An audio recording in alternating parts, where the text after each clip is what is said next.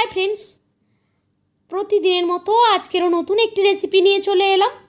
আজকের ভীষণই মজাদার একটি রেসিপি, কুমড়ো পাতায় পুর ভরা স্প্রিং রোল। কদিন ধরে দেখছি পুর ভরা কুমড়ো পাতার খুব রেসিপি চলছে, সেই জন্য আজকের রেসিপিটি বানালাম, তবে একটু অন্যভাবে। প্রথমে আমি এখানে 1 কাপ নিয়েছি মসুরের ডাল আর চাল। এটাকে খুব ভালোভাবে জল দিয়ে পরিষ্কার করে ধুয়ে নিয়ে মিক্সিং জারে দিয়ে ব্লেন্ড করে একটা মিহি পেস্ট বানিয়ে নেব। তার উপর দিয়ে দিলাম 1 চামচ ময়দা। ময়দাটাকে চাল ও ডাল বাটার সঙ্গে একটু ভালোভাবে মিলিয়ে নিচ্ছি। দিয়ে দিচ্ছি এখানে স্বাদ অনুযায়ী লবণ, দিয়ে দেবো 1/4 চামচ হলুদ গুঁড়ো, দিয়ে দিচ্ছি ধনে পাতা কুচি। এখন সমস্ত ব্যাটারটাকে চামচ দিয়ে খুব ভালোভাবে আমি মিক্স করে ঘন একটা ব্যাটারে পরিণত করে নিচ্ছি। দেখতেই পাচ্ছেন কনসিস্টেন্সিটা কতটা ঘন হয়েছে। এখন এই ব্যাটারটা সম্পূর্ণ রেডি হয়ে গেছে, এটাকে আমি একটা সাইডে সরিয়ে রেখে দিচ্ছি। তারপর আমি এখানে নিয়েছি সেদ্ধ করা আলু। আলুটাকে আগে আমি খোসা ছাড়িয়ে ছোট ছোট করে কেটে সেদ্ধ করে নিয়েছি। এখন একটি প্যান বসিয়ে দিচ্ছি গ্যাসে। প্যানটা গরম হলে দিয়ে দিলাম সাদা তেল। তারপর এখানে দিয়ে দিচ্ছি আমি একটা বড় সাইজের পেঁয়াজ কুচি, সেই সঙ্গে দিয়ে দিচ্ছি কাঁচা লঙ্কা কুচি। ঝালটা আপনারা আপনাদের পরিমাণ মতো দিয়ে নেবেন, কে কতটা ঝাল খেতে পছন্দ করে সেই অনুপাতে আপনারা দিয়ে নেবেন। এখন কিছুক্ষণ নাড়াচাড়া করে নিয়ে 1/2 চামচ দিয়ে দিলাম এখানে আমি হলুদ গুঁড়ো।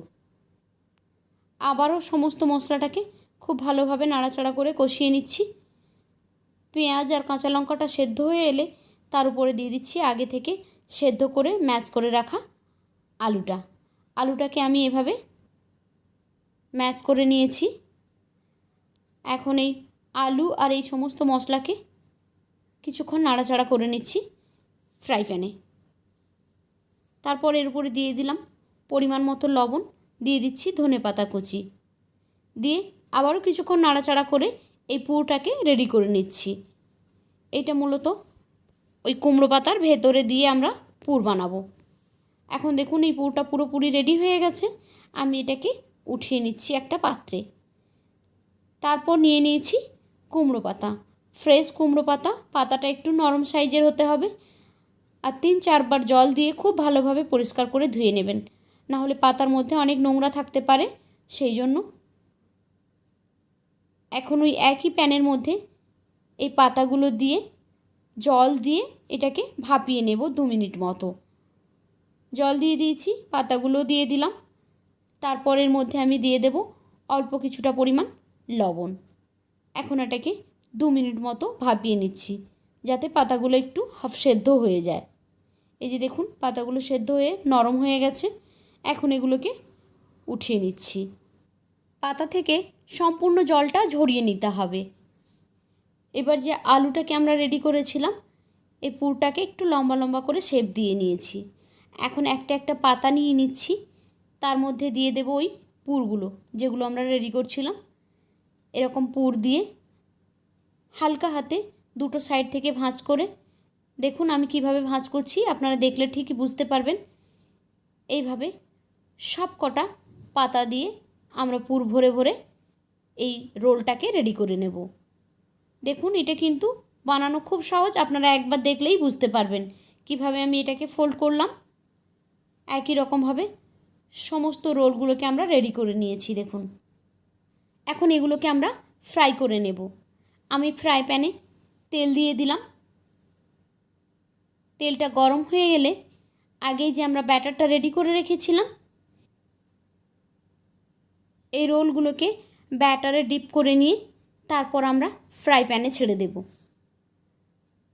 একই রকমভাবে সবগুলোকে এখানে ডিপ করে ফ্রাই করে নেব। যতগুলো একসঙ্গে দেওয়া যায় ততগুলো দেবেন, খুব বেশি দিলে আবার জড়িয়ে যেতে পারে, তাই অল্প অল্প করে দিয়ে ভেজে নিতে হবে। এটাকে ডিপ ফ্রাই না করে অল্প তেলেও কিন্তু ভেজে নেওয়া যাবে।